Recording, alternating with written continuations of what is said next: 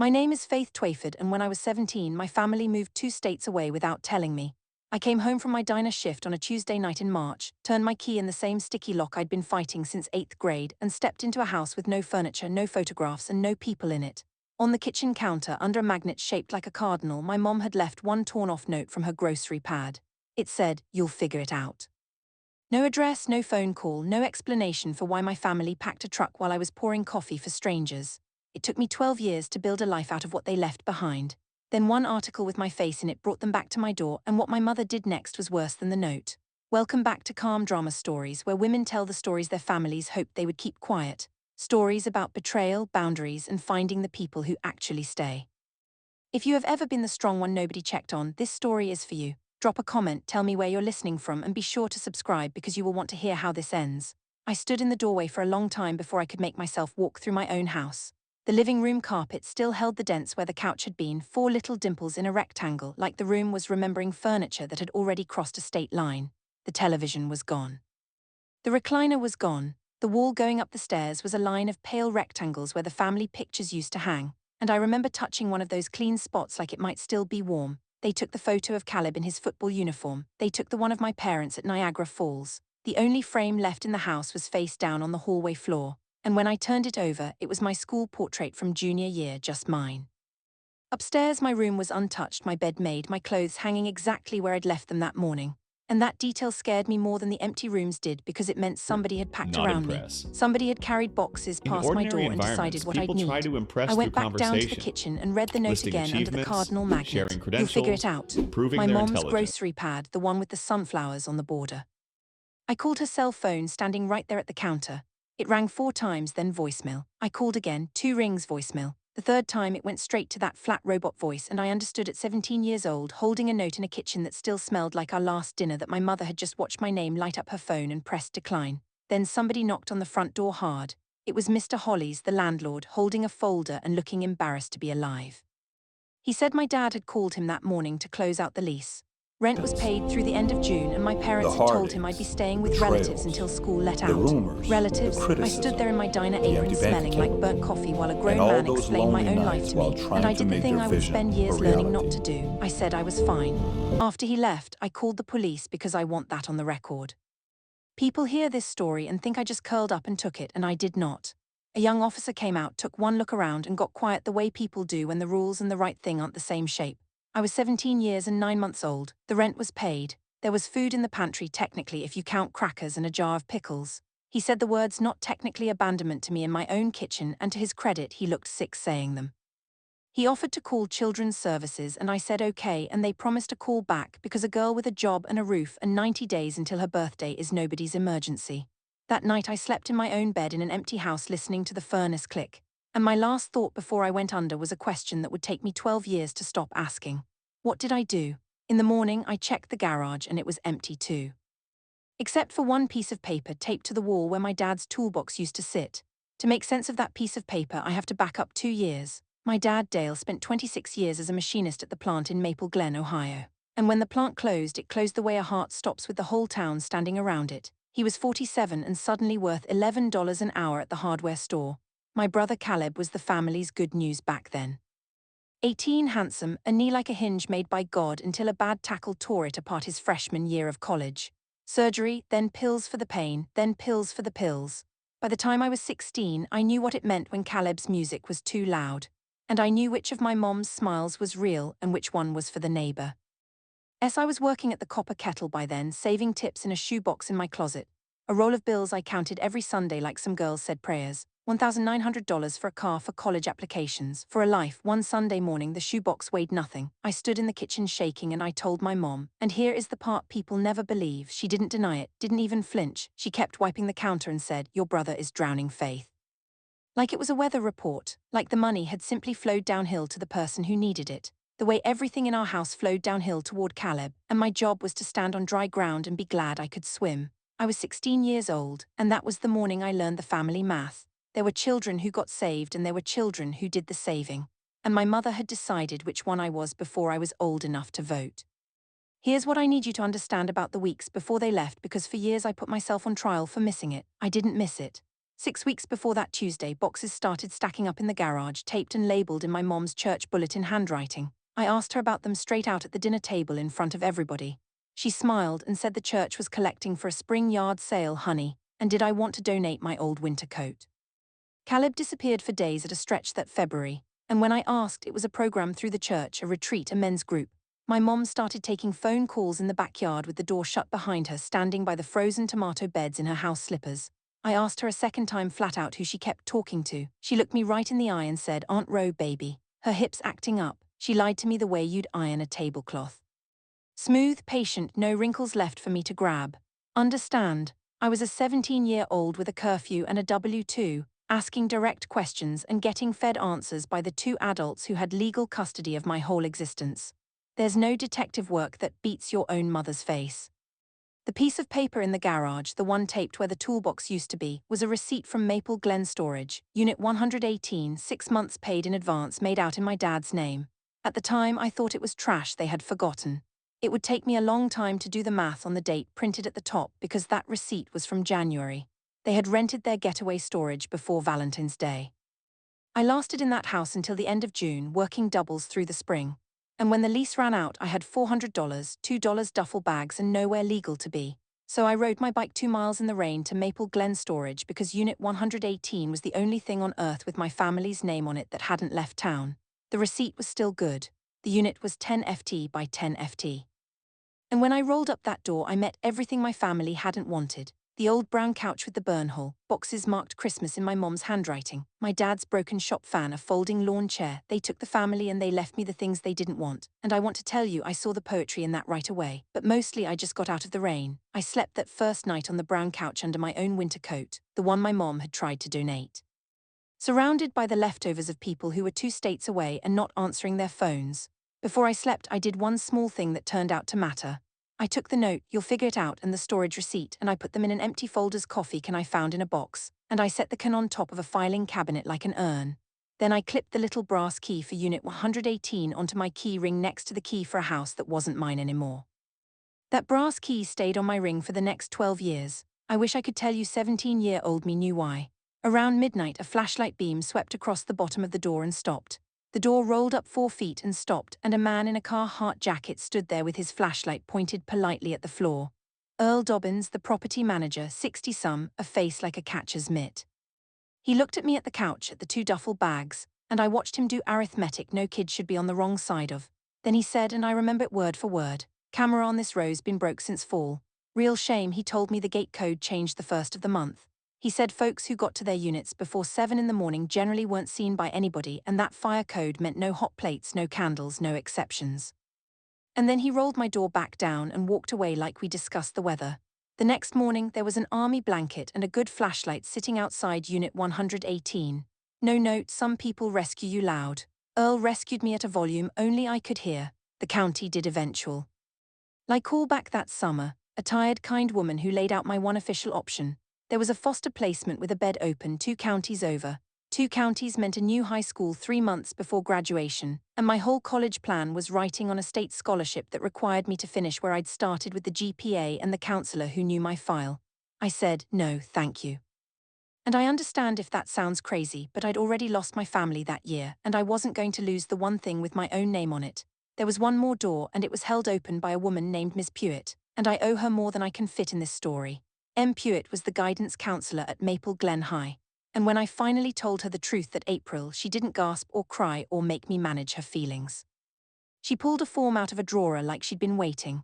There's a federal law, McInvento, for students without a fixed address, and under it an unaccompanied kid can stay enrolled, no guardian signature required. She got me a locker by the gym showers, a bus pass, and a fee waiver for every college application, and she never once made me feel like a project. I graduated that June with honors and a scholarship in a gown that hid how loose my clothes had gotten. Every senior got 4 guest tickets, and I'd set aside 2 seats in my head anyway, out of some stubborn animal hope. I walked across that stage and looked out at 2 empty chairs, and the only sound for me in that whole gymnasium was Ms. Pewitt up in the faculty row, clapping with her hands over her head. 3 weeks later, a postcard showed up at the storage office with a Tennessee postmark and no return address. "Hope school finished up. Okay, you'll figure it out. Love, Mom." She spent a stamp to say it twice. I sat on the brown couch and understood something with a clarity that felt almost peaceful. It had cost them nothing to leave me. That was the point of making me strong. I put the postcard in the folder's can with the note and I stopped looking at the road for their truck. The next time I heard my mother's voice, I was 29 years old. Let me compress 4 years the way you'd wring out a mop. I lived in Unit 118 for 15 months altogether, then a room above a laundromat that shook like an airplane but had a real shower, days at the Copper Kettle, nights cleaning offices for a janitorial outfit out of Columbus, business classes at the community college where the state scholarship stretched furthest, Tuesdays and Thursdays with highlighters I stole back from my own lost and found. I got good at a very specific thing during those years. I got good at being nobody's problem. When I was 19, my appendix tried to kill me on a Wednesday night, and I drove myself to the emergency room with my seat belt cinched against the pain like a corset. The intake lady asked for my emergency contact, and I looked at that little box on the form and wrote a "nah," and she looked at the box, then at me 1 beat too long the way Earl had. If modern I told technology myself it was is part of our independence. extended Took a minds, therapist a then our decade to help me minds have call been it by its extended real name. almost We'll get infinitely. there. So, have we Here's been what I noticed transformed into instead. digital Mocking law officers at demigods? 2 in the morning while my classmates No. were at parties. Instead, I was tips good for at this, reducing not just screen willing time good. and overcoming I could walk device into a rec addiction room, are a now flooded nearly break as room, common fire as the damaged devices file walls, themselves. see the order Technology underneath has the map. supercharged See the our 11 steps access to between knowledge disaster and and normal. our power I'd to been think training and for it my remember. whole life. But what it Cleaning hasn't up given after us people is a who way to never once handle looked this back to say incredible thank you. upgrade, which One can night make I pulled a engaging file with the off modern world overwhelming. Vehicles sold as seized cash only, and I folded it into my pocket next to my paycheck. The van was a white Ford with 190,000 M on it, a dent shaped like Florida in the sliding door, and a smell I chose to interpret as character. I was 22. I bid $3,100, which was every dollar I had after 4 years of saying no to myself. And when the auctioneer pointed at me, I threw up a little in my mouth and raised my hand higher. That night in the laundromat parking lot, I laid out stick-in letters under street light and named my company Bright Line Cleaning. I'd read the word in a business class handout, a bright line, a boundary you do not cross. And something in me picked it off the page like a splinter picking itself. The decal went on crooked about 2 degrees uphill, and I left it because straightening it meant peeling it, and I had exactly 1 set of letters. My first client was a dentist's office where I'd been the night janitor, and Dr. Feld took a chance on the girl with the crooked van because he said I was the only cleaner he'd ever had who left the supply closet better than she found it. I did move outs, flooded basement, the jobs with mold and smells that made grown men tap out. I showed up early, priced honest, and worked like a woman with no net because that's what I was. Year 1, it was me and the van. Year 3, me and D2 part-timers. The reviews said the same thing over and over. Shows up, tells the truth, cleans like she's mad at the dirt. Then a woman walked into my 2-desk office, dropped a resume on the counter and said, "My ad was terrible, but my reviews were honest." Dana Whitfield was 30 when I hired her and had a tongue like a box cutter and a heart like a casserole. And within 2 years, she was my operations manager and the Satisfactorily, closest thing to a sister it's I've ever had. defined who She's the one who who I am as a turned Bright person, Line from me plus helpers into a company and with my schedules and values. benefits and a real payroll It's just service. home. She's also the one who Home started Thanksgiving, includes his our first wife of November 20 with actual years, employees. She found out that 6 of our people had nowhere to go, and she showed up at the shop with a supermarket rotisserie chicken, a can opener, and zero shame. We ate off paper plates on the break room table with the good bleach smell still in the air. And I looked around at my dispatcher and my 2 newest hires and Dana licking cranberry sauce off a plastic fork. And I felt something in my chest unclench that had been clenched since I was 17. It became the rule. Every year, the break room, paper plates, anybody with nowhere to be. When I was 27, I bought a little brick house in Columbus with a kitchen that got the morning light. And the night I signed, I sat on the floor of that empty kitchen and cried for the first time in 10 years. And the strange part is why. The emptiness didn't scare me anymore. Houses empty out I'd like to thank sometimes, the and I board for needed giving to me know this I time. could stand in one and stay. Let me pause come as here no because I surprise, know I'd like to some talk of you are about Indian sitting with Hill. your own version of this. I know If you ever preliminary built a investigations Thanksgiving have out of concluded Hugo co-workers and Strange paper acted plates alone. because your own family forgot your address, I tell reject me this about it in the conclusion. comments because I read everyone and there are more of us than While anybody trapped in Indian admits. Hill, I was led And to if you're believe new it. here, go ahead and subscribe now. Believe me, you want to be here for what's coming because this is the part of my life where things were finally good, steady, boring, even in the way I'd prayed for boring my whole childhood. And then a water pipe burst on the 4th floor of a children's hospital.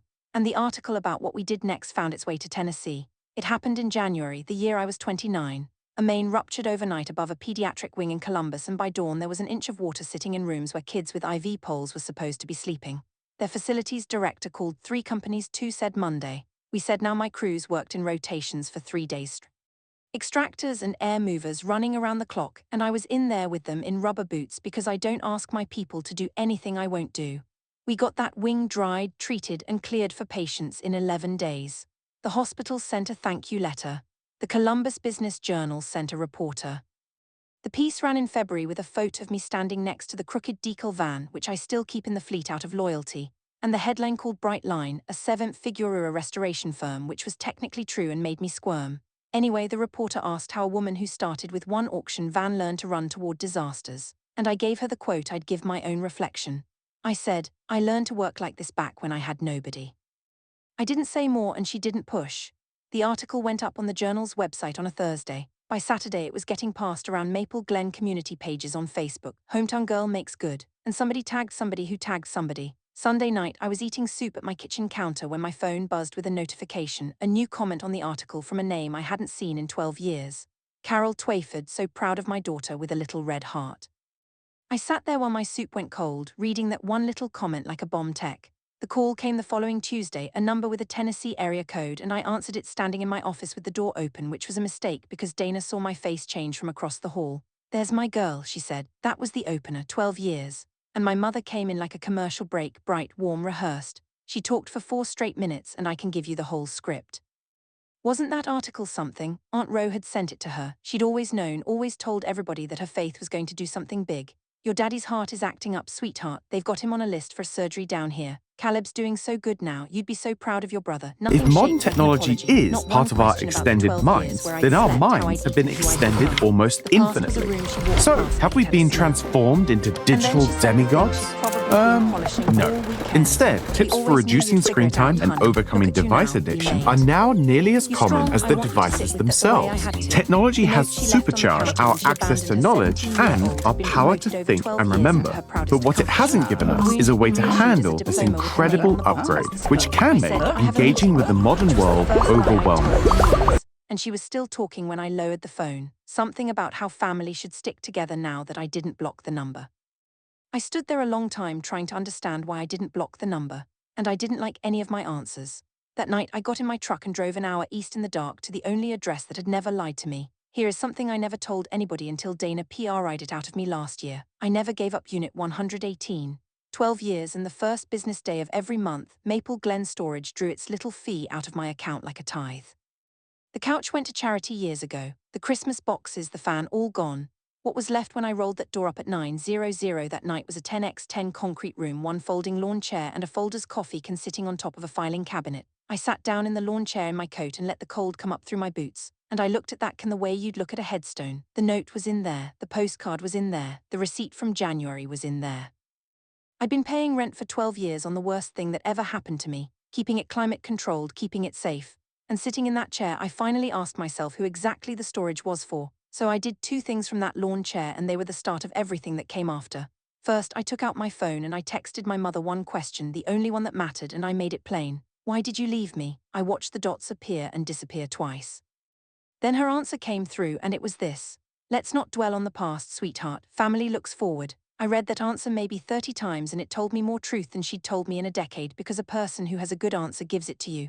Second, I called the storage office voicemail and gave my notice on Unit 118 end of the year. It's defined I said out loud alone in a concrete who I am as a box, person, I'm done paying rent on the past. and my values. Then my phone lit up in my hand. Dana It's just said, home. There are people in the lobby asking Home for you. They say includes they're your his parents. wife of It 20 was Monday years. morning, not even 10:00, and they were in my lobby, which meant they'd left Tennessee before dawn or slept at a motel nearby. And either answer told me this was a campaign, not a visit. I saw my dad first, and I'm not going to lie to you about what that did to me. 12 years had gone through Dale Twyford like water through a paper bag. He was thin in the neck and grey in the lips, leaning on a cane by the front window, reading our safety certifications on the wall like scripture. My mother was at the reception desk in her church coat, telling my 23-year-old receptionist the whole saga, our daughter, this whole company. Can you believe it? We're just so proud.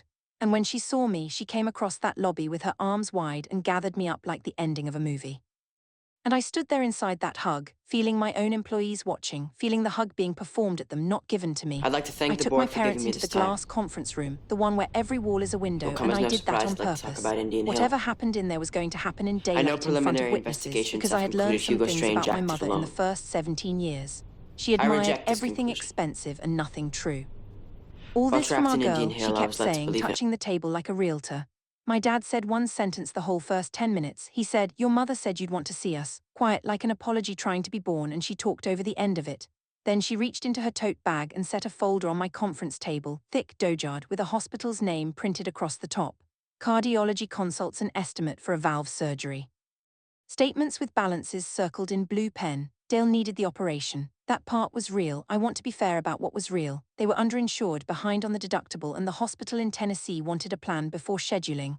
I read every page while my mother narrated. And then she slid the folder aside like Act 1 of a play and brought out Act 2. Their landlord was selling the house they rented.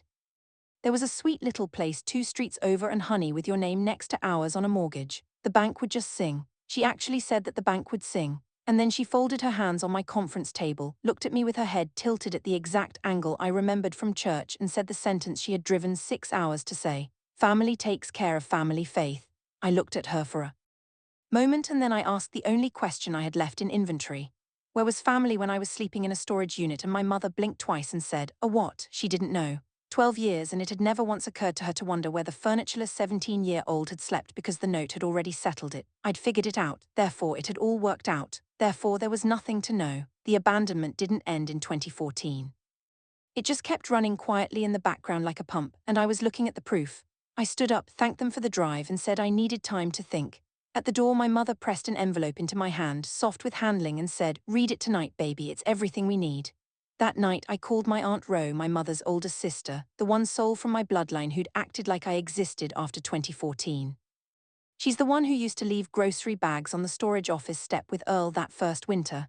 Canned soup and pilot bread, and one time a birthday card with a 20 in it. When I said Mom and Dad had shown up at my company, Ro went quiet in a way that had shape to it.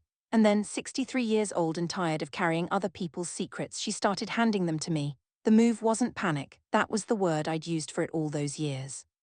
Some emergency, some midnight decision. Ro said Carol had filed the mail forwarding in January. She'd requested their church records transferred to a congregation in Tennessee in January. The yard sale story, the backyard phone calls, all of it staged across 2 months, while I asked direct questions at the dinner table. And then Ro said the part she'd sworn on a Bible to keep, which is that she'd known 1 week before it happened. Carol made her swear. And when Ro fought her on it, my mother said, and Ro repeated it slow, like handing me something sharp, handle first. Faith lands on her feet, she'll be fine, it'll be the making of her. She made it sound almost kind. Rose said, that's the thing about your mama, she can make a fire sound like a heating plan. I thanked her and I meant it, and I was reaching to hang up when Rose said one more thing. Faith, wait, there's something else been sitting on me, the note they left you. I said, what about it? She said, honey, that wasn't your mama's handwriting. I opened my mother's envelope at the kitchen table with my coat still on. It wasn't a letter. It was a mortgage co-sign application printed out, filled in with my legal name typed into the borrower fields and a bank deadline circled in the same blue pen from the hospital folder. She'd completed my sections. Employer, bright line restoration and cleaning, relationship to borrower, daughter. All I was meant to add was a signature and 12 years of amnesia. I set it down and I went and got the folders can because it lives at my house now. I'd taken it home from the unit that night at the storage facility. I took out the note, you'll figure it out, and I laid it on the table next to an old birthday card, one of the few things of Caleb's that had knocked around in those Christmas boxes. Happy 12th birthday, Faith, from your big brother. And there it was once you knew to look. The tilt, the little left-leaning slant, the way the crossbar on the tea sails past the letter like it's leaving town early. My mother had all the words 12 years ago. I never doubted the words were hers, but the pen had been in my brother's hand. Caleb wrote it, 19 years old, wrecked on pills, packing a truck to flee the state, and the last chore anybody did in that house was my big brother writing me goodbye in one torn-off line because our parents wouldn't hold the pen. I sat with that for 3 days and didn't tell a soul. On the 4th day, an envelope came to my office with a Tennessee postmark and the same handwriting, and the first line said, I wrote the note, you deserve to know that before anything else. I read my brother's letter standing up, then sitting down, then out loud to my empty kitchen, because some documents you have to hear in a human voice, even your own. He didn't open with excuses, he opened with the pen. Mom dictated it, he wrote, standing at the counter with her coat already on, and Dad was in the truck because neither of them could make their hands do it. And I was 19 and high. And I told myself it was a kindness, leaving you something instead of nothing. Then he laid the whole year out flat, no varnish. The knee, the pills, the money he owed to people in Ohio who did not send invoices.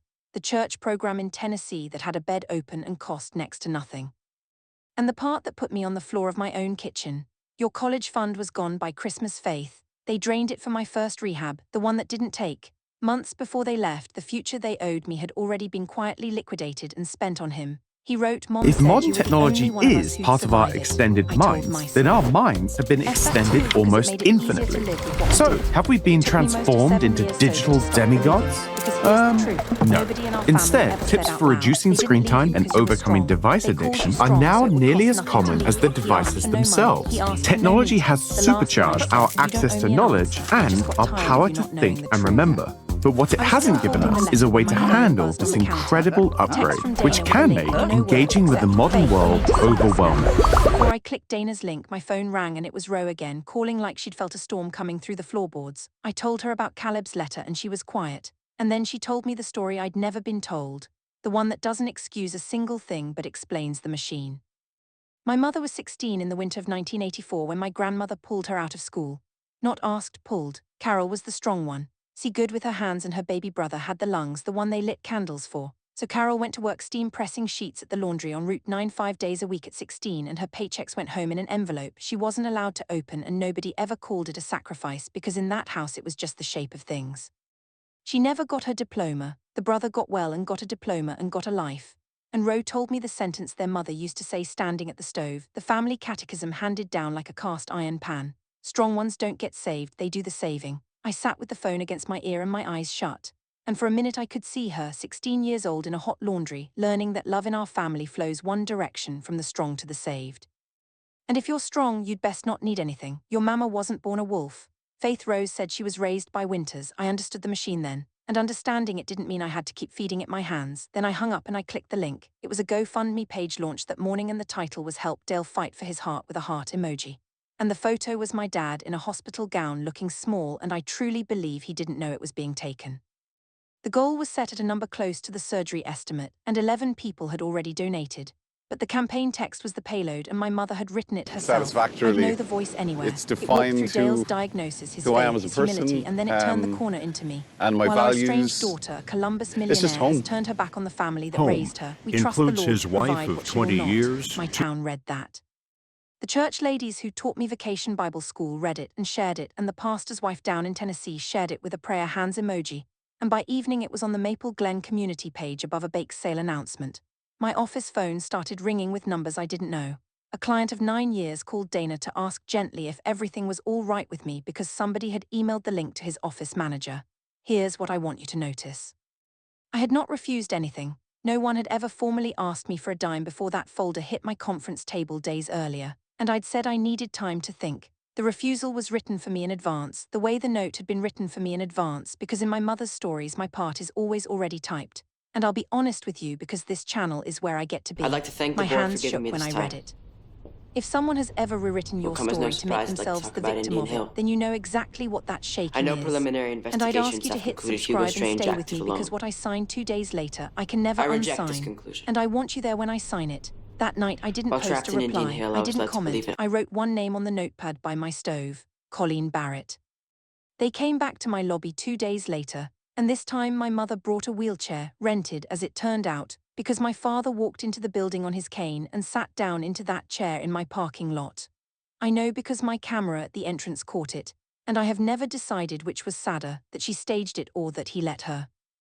It was a Thursday, 10:15 in the morning, and I was mid-walk with the operations team from a regional clinic group, the biggest contract Brightline had ever been up for. My mother wheeled my father through my front doors and raised her voice to fill the room. 12 years and she won't even help her dying father. My schedulers froze at their desks. The clinic people looked at their shoes. My father stared at the floor like a man trying to sink through it, and his hands, I'll never forget this. His hands were squeezing the armrests white, a passenger in a car aimed at his own daughter. I did not argue with my mother in front of my staff. I walked over quiet and I said, "Let's get Dad some air." And I wheeled him out myself with her trailing us, performing grief at the windows. In the parking lot, my father grabbed my wrist. He didn't say anything. He just shook his head slow 2 or 3 times, eyes wet, mouth working, and that was the whole message, like a man signaling from inside a locked house. I put them in their car.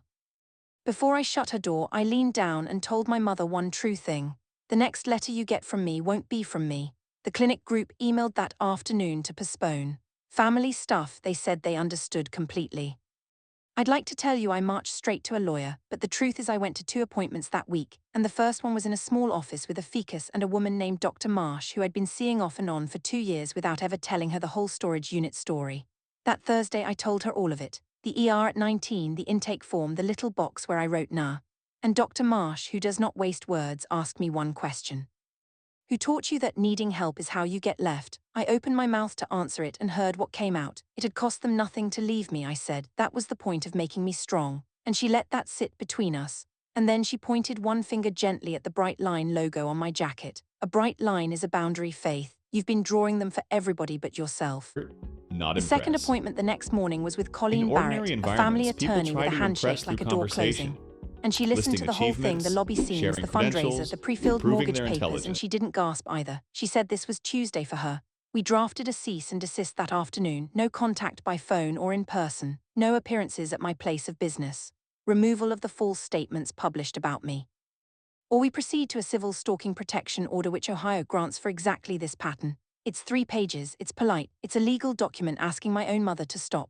Colleen turned it around on her desk and set a pen on it. And nobody warns you about this part, nobody tells you your handshakes. I want to be honest about what that signature was because it gets sold as empowerment. And it is, but that's not what it feels like in the chair. As long as that line stayed empty, I was still in some closed wing of myself. A daughter waiting on an apology, keeping a place set, keeping a unit paid up, keeping the porch light of it on. Signing meant the waiting was over on paper, on purpose in front of a notary. The girl who watched the road for their truck died on that line and I'm the one who put her down. I signed it.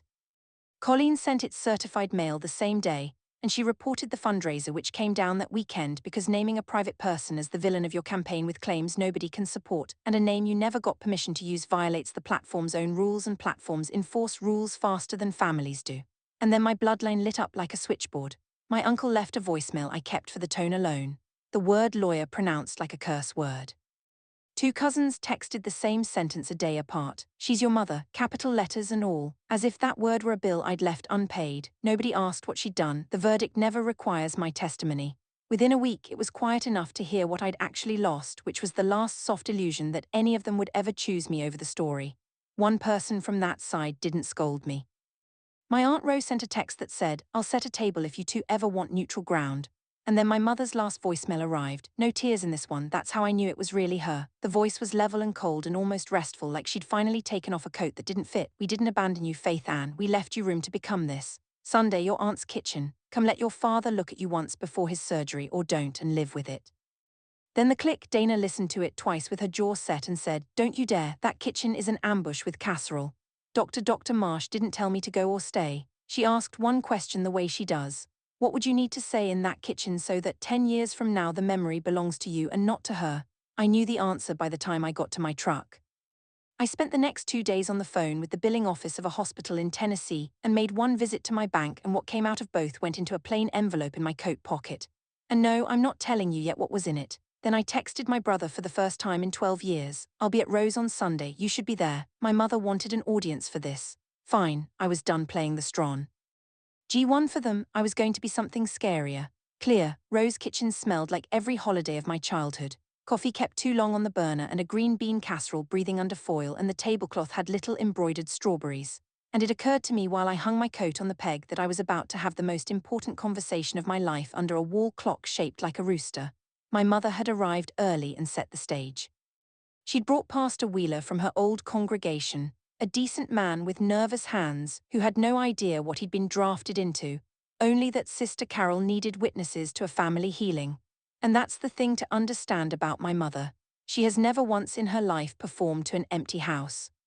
My father sat at the head of the table, thin as a fence post in a collared shirt that used to fit him, and when I came in his whole face moved and he pressed his lips together to keep it in whatever cage he keeps it in. Rose stood at the stove and never fully sat down the entire afternoon, a referee in an apron. And then the storm door hissed and my brother walked in and my mother's face did something I'd waited 29 years to see. It slipped. Caleb, she said, you didn't need to drive up. He hung his jacket next to mine, work boots grey at the temples now, 7 years of sober living into the lines of him, and he said, quiet, I think I did, Mom. She recovered fast, she always does. And out came the photo album laid on the strawberry tablecloth like an exhibit, and she started turning pages of birthdays and years, narrating us back into a family. Except every page after 2014 was Caleb, Tennessee Christmas without me, and she turned those pages faster. Then she folded her hands and looked around the table like calling a meeting to order. We are not leaving this table, my mother said, until we are a family again. And then, credit where due, she laid the deal out with the clarity of a woman who has been drafting it for weeks. Faith withdraws that hateful lawyer letter. Faith helps with the surgery. Family helps family. Faith signs on the little house 2 streets over, just her name, just for the bank. And she actually opened her hands like a preacher at the benediction. All this ugliness disappears. And you're our daughter again, fully like the 12 years were a billing dispute we could settle out of court. Pastor Wheeler cleared his throat and offered that scripture asks us to honor father and mother, and I let that hang unanswered because I've read the whole verse and there's instructions in that book for fathers too about not provoking your children, but I hadn't come to trade Bible. I looked down the table at my father. Dad, is this what you want? He opened his mouth. My mother started to answer for him the way she'd answered for him for 40 years. And then something happened that was not in her script. Dale Twyford put his hand flat on the strawberry tablecloth and said, I wanted to go back for you. The first night I sat in the truck in the driveway of the new place, keys in it, the kitchen went so quiet I could hear the rooster clock. My mother's hand jerked and knocked her coffee sideways, a brown flood spreading toward the album, and she didn't reach for it. Ro did, and my mother sat there with her hands trembling. And for the first time since I walked in, she wasn't performing. Nobody sat in any truck for me, she said, low, and her eyes were somewhere in 1984. I was 16. They took me out of school and nobody drove back. And you all got saved anyway, didn't you? Strong ones don't get saved, Faith, they do the saving. For one breath, I looked at my mother and saw a girl in a hot laundry on Route 9, and I almost reached for her hand. Then she straightened her spine, patted her hair, and said the price out loud again. So we're agreed, sweetheart, my mother said, dabbing at the spilled coffee's edge with a napkin, composed again. The machine back online. Family looks forward, and I heard myself start to talk, and my voice came out the way it comes out on job sites when a ceiling is about to give. Low and slow and level. I said, I want to tell this table where I slept. People try and to I impress did. through conversation. I told them about Unit Listing 118, 10 sharing FT by 10 credentials, FT, improving the their brown intelligence. couch with the burn hole, the army blanket a stranger left me because strangers were the only adults checking on me that year.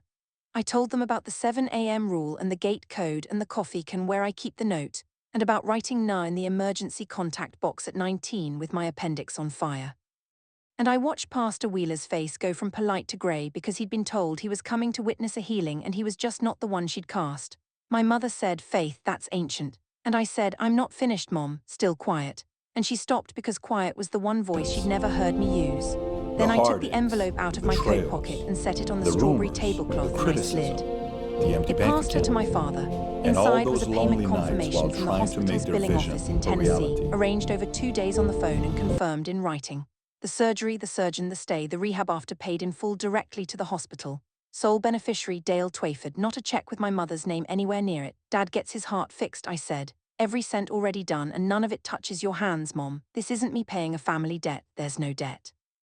This is just the difference between us. I don't leave people on the side of the road. My mother reached for the envelope and my father, for the first time in my whole life, moved faster than her. And the letter stands, I said. No calls, no lobby visits, no mortgage. You'll figure it out. The words landed on her exactly as intended. Her own words returned to send her after 12 years. She said my name once. I said, I did figure it out, Mom. That was never the question. The question was why a 17-year-old had to, and I've stopped asking you to answer it. She came up out of that chair like the table had caught fire and the crying was gone. You understand, this was the bare wire at last. My mother with her finger shaking across the casserole hollering that I had proved it in front of God and the pastor. You don't need anybody, you never did, even as a baby you didn't. And there it was, served up in her own voice, the whole engine of my childhood out loud at last. She'd built a daughter who needed nothing and then presented the not needing as evidence, verdict and alibi. All three. Needing nobody was your gift to me, Mom. I said, and I stood up and pushed in my chair because Rora raised me right for at least a few November. I'm giving it back, she said. If I walked out that door I was no daughter of hers. And the rooster clock ticked. And I looked at her and the terrible mercy of it was that the sentence had no teeth left. She'd repossessed the title 12 years ago. There was nothing left on that lot to take. I'm done being the saving mom, I said from the doorway, quiet as snow. I'm going home to be the saved. I kissed Rose's cheek at the stove and she gripped my hand hard and I put my palm flat on my father's shoulder for a second and he covered it with his and that was the whole conversation. And it was enough and it was everything he had behind me. My mother was telling Pastor Wheeler what he'd just seen. He didn't seem convinced. I was 2 steps down the porch when the storm door hissed and it was Caleb Jacket in his hand, not chasing me exactly, just standing there the way you stand at a door you spent 7 years learning to walk through. Unit 118, he said. Is it still yours until the end of the year? I said. He nodded, looked at his boots, looked up. Would you let me help you empty it? I studied my brother's face, the man who wrote the note and the only one who ever owned a word of it.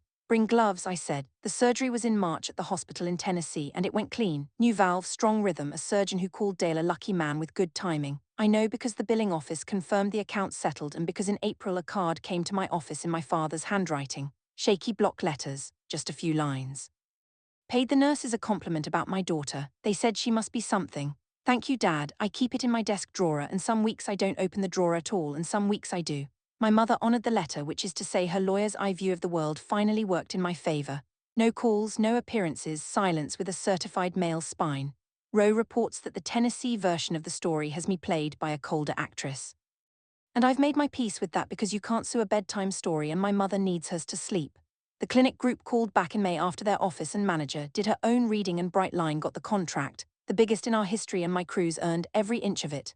Therapy continues. Some Tuesdays we talk about boundaries like they're finished carpentry, and some Tuesdays my hand still remembers the shake of that pen.